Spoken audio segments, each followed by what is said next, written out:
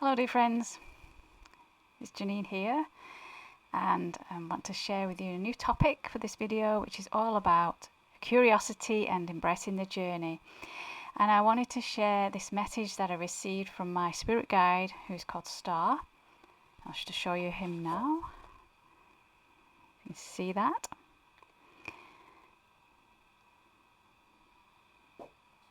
He brought this wonderful message through I wanted to share with you today that I think is, he shared with this message quite a while ago, but I felt it was so relevant right now. It's just a timeless message for any particular time, so it doesn't matter when you actually watch this video, it's still relevant. So I'll share the message and then we can sort of talk a bit further about what he said.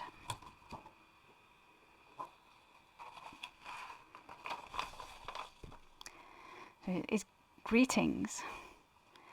I wish to talk to you today about curiosity and embracing the journey. It must first be made aware you came here on this physical plane to experience. You came to learn lessons from what you experience, to enable you to grow and expand into greater awareness and understanding. It's not just about creating a comfortable home to live in, getting married, having kids and earning a sustainable income and so forth. Though this is part of the human experience, and there is nothing wrong with that, as one has to see to their basic needs.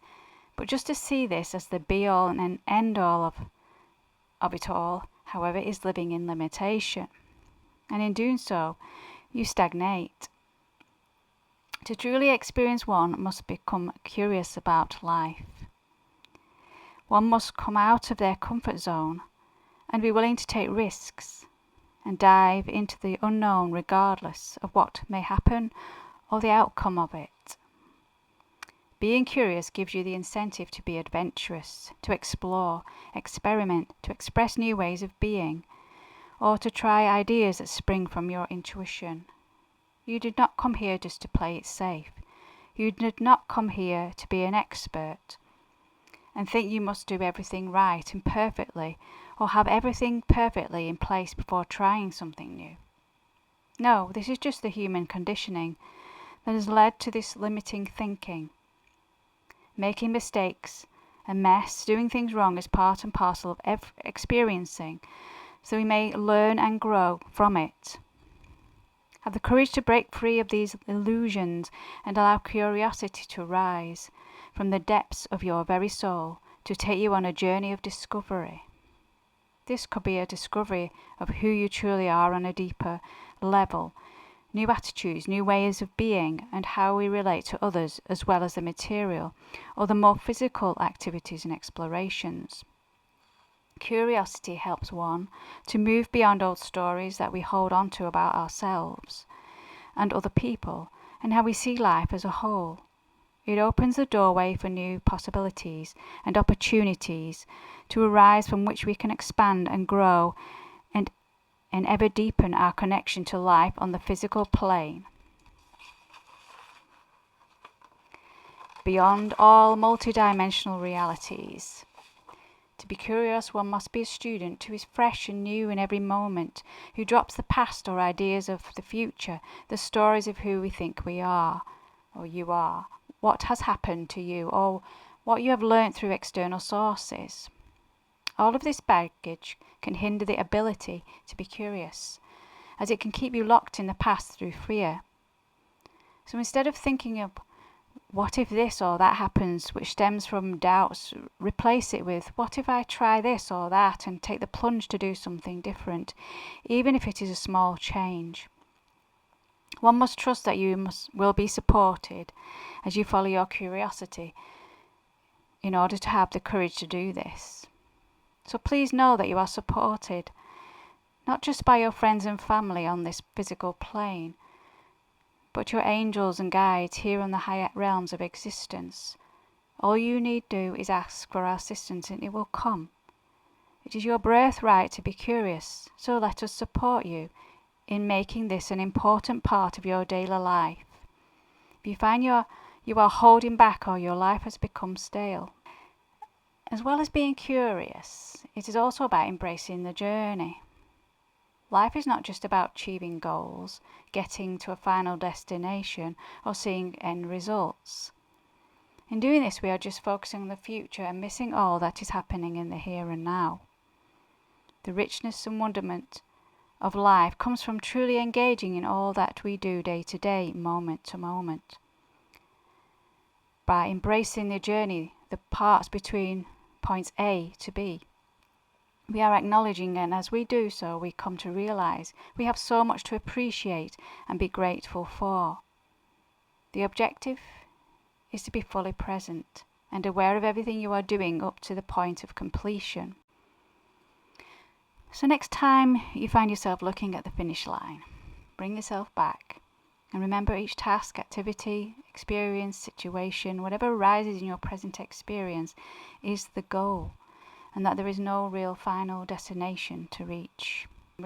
As humans, we're very result orientated, and I always think we should think at the finish line rather than the whole, that, like I say, journey from A to B. What do we start doing, and what happens after that? What are the stepping stones? What are we experiencing as we go from the beginning to that so-called end? That is the important part, because that's what makes life rich. You know, we can learn so many different skills and information, and we're connecting with different people. You know, it brings all these different things into play, just from focusing more on what's happening now than, oh, I want to get to this end result, this destination. We can really just enjoy now, what's happening now, not just when we get to that final, that what we achieve at the end, or what we experience when we've come to a completion. It's more about like learning things and collaborating with others and researching and gaining information on, and also from our own intuition, what guidance are we receiving, and it's all these different things come into play, and that's part of embracing the journey, rather than I've got this project and I'm I can't wait to finish it, and we're thinking of future instead of what's going on right now. And the magic happens now. Life is now. Our aliveness is now. The guidance that we receive is always now. It's never in the past, it's never in the future. I mean, you can get certain things from the past and learn from the past, but the fresh, the great insights, the inspiration always comes right now. So if we're too focused on the finish line, then we're missing so much. We're missing what's really happening now, that people that we're meeting now that can be helping us through our journey, and we're not really appreciating that because we're too busy about thinking about the finish line, the end result, what we're going to achieve, the goal that's reached.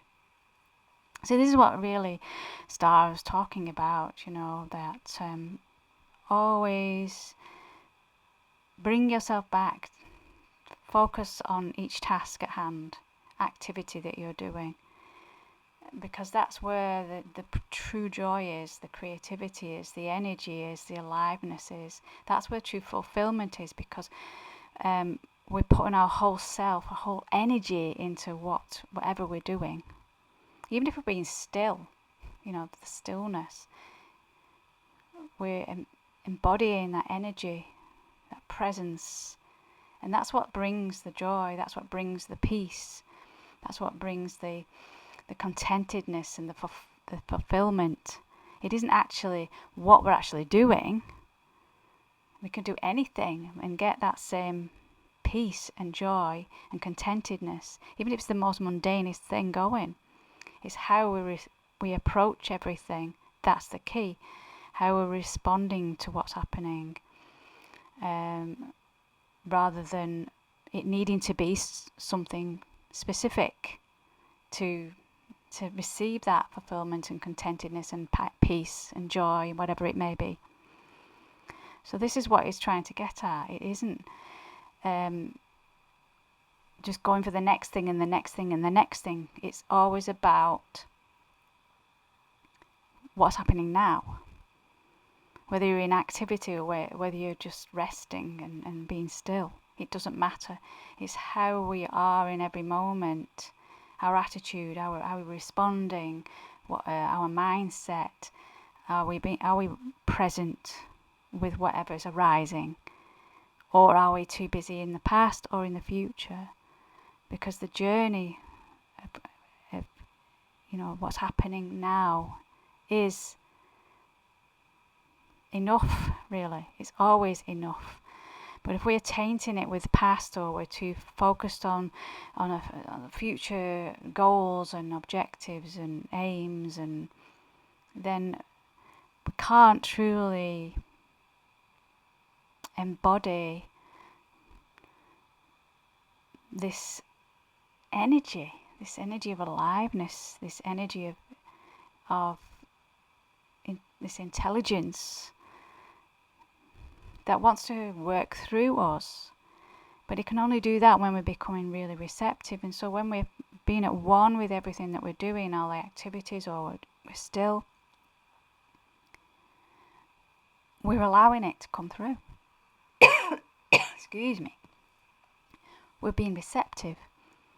When we're really at one with our tasks, activities, or even resting, and not really focusing, not thinking, just being, then we're becoming receptive to this energy that wants to flow through us and imbue itself in everything that is part of what we're doing, the part of our life in that moment.